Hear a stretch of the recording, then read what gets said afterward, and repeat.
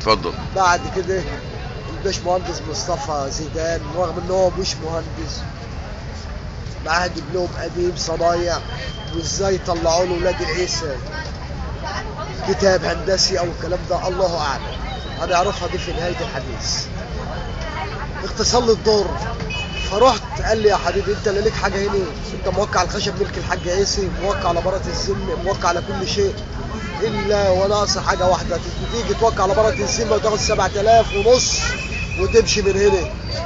انا ضحكت عليك.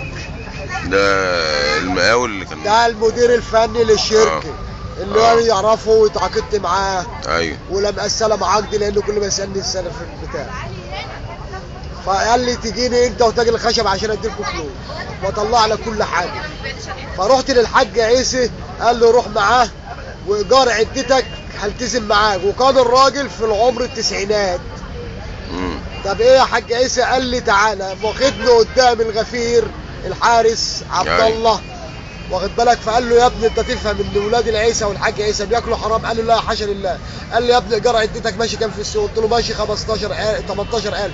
قال لي همشيها لك 15000 كل يوم وخدهم على قد عليهم. قلت له ابنك عبد الله ومصطفى زيدان هيدخلوني السجن؟ قال لي انا بعطيك كل يوم 15000 دولار وسيب الموقعين وخليك على هواهم، وانت ابني انا عندي 30 عيل وانت ال 31 عيل. الراجل العجوز الشاب اديني ورقه بالكلام ده. قال لي انا كلمتي احسن من اي عقد، انا بعمل مسجد في كفان باسم عيسى العثمان. فرحت لمصطفى زيدان المكتب فقال لي اطلع بره انت مالكش حاجه. وانا قاعد الدنيا وقفت ورايا، عملت طالبين فلوس، التجار الخشب طالبين فلوس، الدنيا وقفت مع عيالي بالشراده في مصر. فقطعت شرايين ايدي وعندي محضر بالكلام ده 13/12/2007. ماشي. ولجأت وبعدها ب3 ايام اخذ نجار من اللي كانوا شغالين معايا الى مكتب محامي اسمه عبد الله غازي المطيري الشهير بالجدع، وكانت اول يوم في مصايب حياتي كلها غير اللي فات. فحكيت له قصتي، قال لي زي ما سمعت منك اطلع اسمع منه. ظروف عبد الله الجدعي بيته كجخور باللغه الكويتيه، باللغه المصريه كزريبه، اوضه جنب اوضه على مساحه 750 متر من المباني القديمه في العمريه.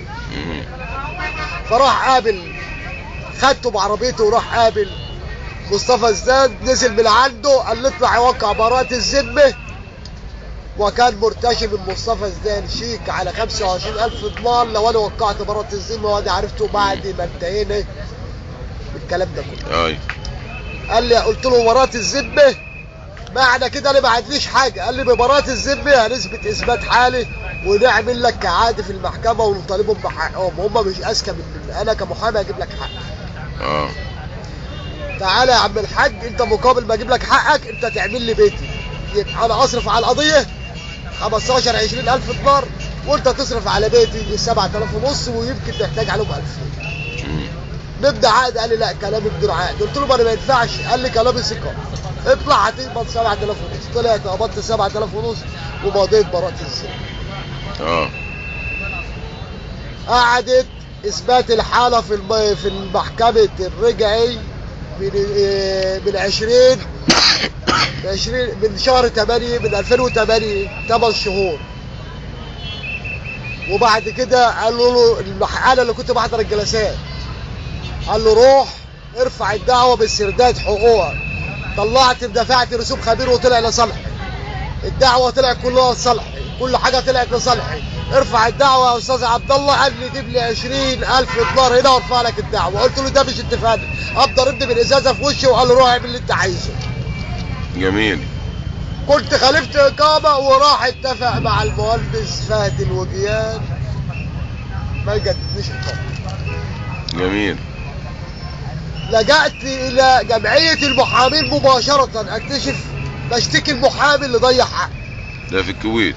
جمعيه المحامين في الكويت. كل اللي بتكلمه مع حضرتك ده كله داخل الكويت. لسه ما جبناها، بنيجي عند كلمه مصر اقول لك مصر. ماشي. داخل ارض الكويت، الارض التي لا تحصل ولا رحت جمعيه المحامين بيضربوا على الكمبيوتر، قال لك ما عندناش حد باسم عبد الله غازي المطيري، عندنا محمد غازي المطيري. عبد الله غازي المطيري وهو شقيقه، وعبد الله اتضح ان هو بينصب على جميع الجاليه وجميع الجنسيات باسم محمد غازي المطيري شقيقه. يعني هو بياخد اسم اخوه بيشتغل بيه؟ لا، شغال باسم اخوه من ورا اخوه. ايوه، يعني بياخد اسم اخوه شغال بيه. ايوه. فوصلت للنائب العام حامد بيه العثماني ومدير مكتبه شكري ابو محمد. او العكس صحيح. فقال لي اطلع على اداره التحقيقات السلميه، فقلت له لو طلعت على اداره التحقيقات السلميه انا بقيت مخالف اقامه وكفيلي مش عايز يجدد لي. بعت معايا مندوب من مكتب النائب العام، رحنا عملنا التحقيقات السلميه ورجعني تاني عشان ما اتاخدش داري واتاخد غدر. رحت تاني للنائب العام، حولنا على جمعيه حقوق الانسان، عملوا لي كتاب رسمي بالمعونه القضائيه تترفع عليا، او جمعيه المحامين تترفع عليا. خدت كتاب من لجنه حقوق الانسان وترأسها بوجودها المحاميه فوزيه الشراح، والاعضاء المذكورين اسمائهم لم اذكرهم. فرحت لجمعيه المحامين، خصصوني المعونه القضائيه يرأسها الاستاذ الفاضل بمعنى الكلمه رويشد الحربي، والاستاذه دلال الملي، والاستاذ خالد الزفيري، وعلى رأسهم او على اخر قدميهم فيصل محمد العتيبي. والشعب المصري حاليا يعرف من هو فيصل محمد العتيبي. صرصار داخل الكويت اسمه محامي فيصل محمد العتيبي. قال لي انا هتولى قضيتك، وخد القضيه بتاعتي بملفاتي بمحضر رسمي بالمعونه القضائيه.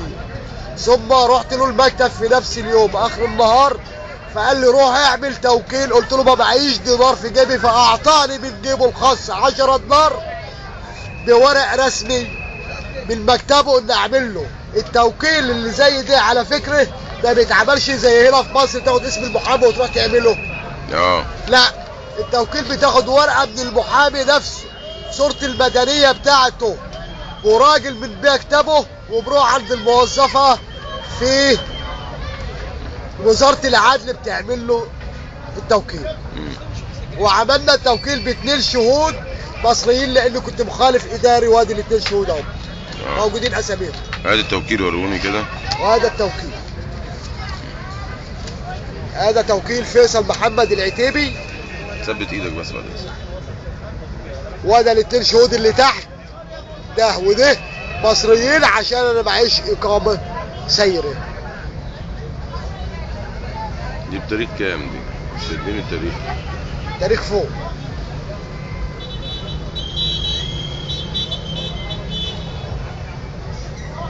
سنة 2009. ماشي.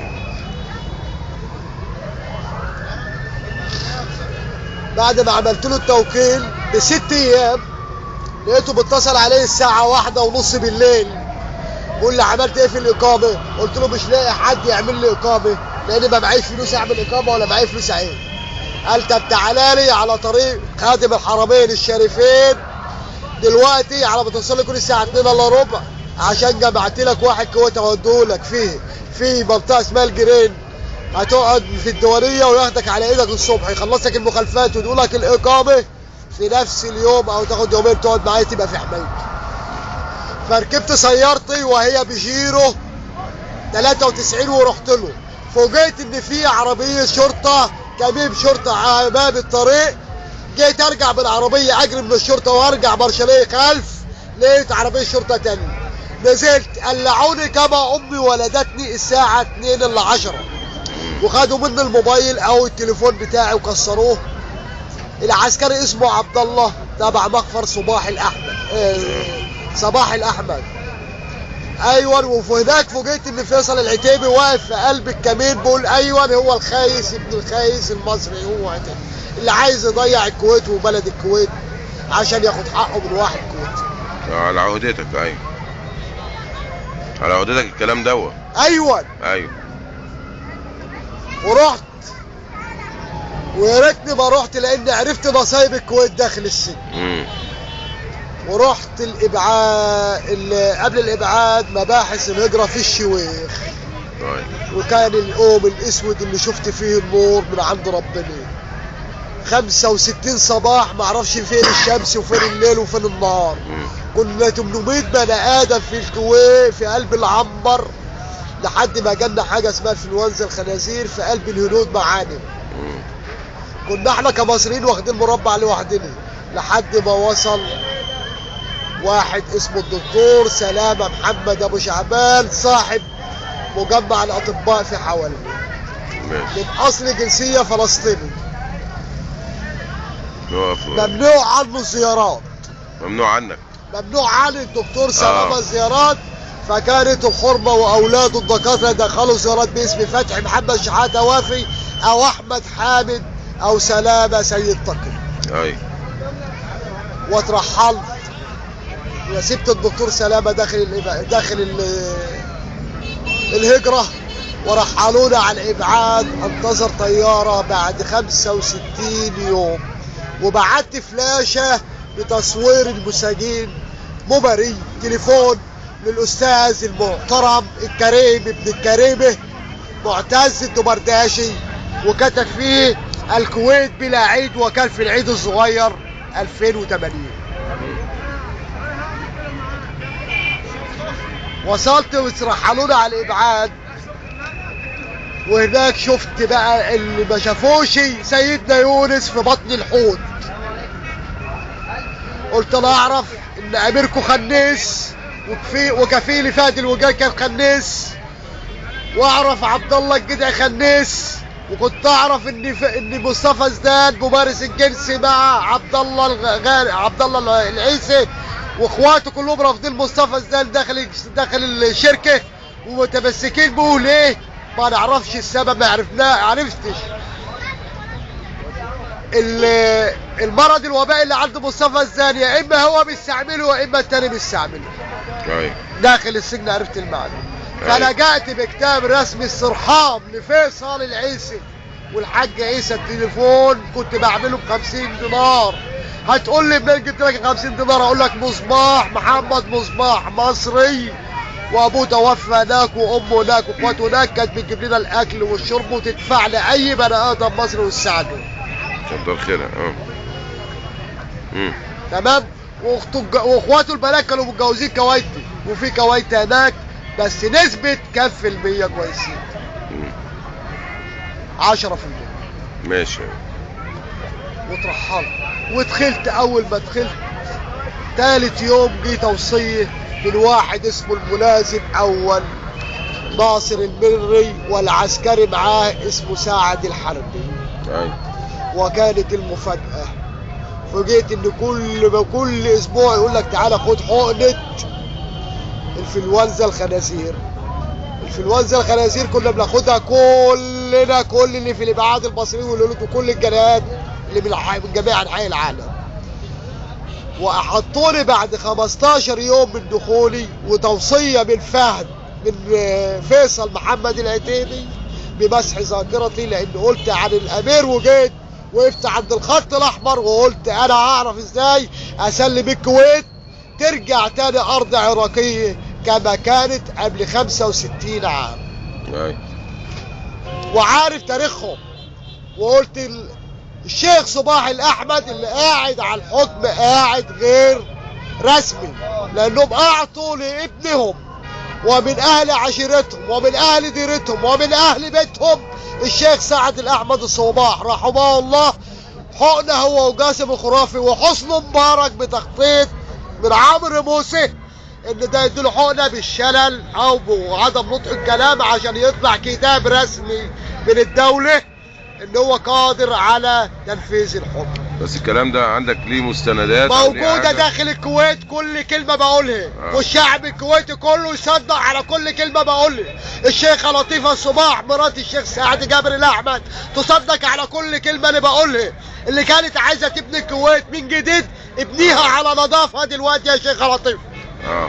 على عهدتك الكلام ده كله. على عهدتي. أيوة. كل كلمه انا بسجلها على رقبتي. ايوه.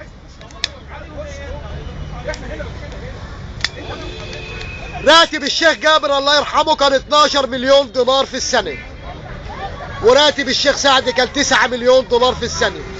راتب الشيخ جابر رحمه الله اللي هو بيسموه في الكويت امير القلوب كان بيدفع 3 مليون، وكانت منحة سنوية اسمها عفو اميري. جه الخنيس بقى راتبه في السنة 50 مليون دينار، وتعسمت الدولة داخليا وخارجيا. الداخلي لجاسم الخرافي رئيس الأمة، والخارجي لصباح الأحمد الصباح خلاف حصص البترول. فأنا لي 150 مليون دولار عندك يا صباح يا أحمد، خصم من شركة أبناء عيسى العثمان، خصم من فهد سليمان الوجيان، من أبناء من غانم العثمان رحمه الله، ومن شركة وربة للتأمينات، وخشب اللي ولع في أبغرة. أما كلمة أخيرة لفيصل العتيبي، فيصل محمد العتيبي المحامي، بقولها لكل العالم: هل المحامي ولا القضاء؟ هل هو ضمير الشعب وضمير الأمة، أم هو نكسة الأمة ونكسة العالم؟ ضمير الشعب. ليه ما دافعتش عنه وطلعتني بدل ما ترحلني؟ جاي تسرق تاريخ بلدي بعد ما ضيعت حقي 18 سنة داخل الكويت شقة، اطلع من هنا واقع من هنا واقوم زي الدود في الارض، وعملت نفسي بنفسي. اقسم بعز جلالة الله جاي يسرق تاريخ بلدي بعد ما سرقني. قلت له الكلام ده في التليفون، اتصلت عليه تليفون، من غبائه اتصل علي برقم تاني فسجلته، واصبح فيصل العتيبي له رقمين معايا. بقول له كاتب له رسالة في التليفون: جاي تسرق تاريخ بلدي. بقول له انت مين؟ كاتب لي انت منه؟ قلت له انا فتحي وافي. اتصل عليا قال لي اصل انتوا شعب وامه هتفضلوا شعب وامه مدى الحياه. برج ايفا اتسرق منكم قاعد في فرنسا، اثاركم بتتدرج في قلب اوروبا. صعبان عليك انا اللي ما عنديش تاريخ اعمل تاريخ على الحضاره المصريه يا خنيس يا خون. وقام قافل التليفون. عايز حقي ومش هموت الا بسيب حقي، واذا مت النهارده يا عيالي يتورثوا حقي.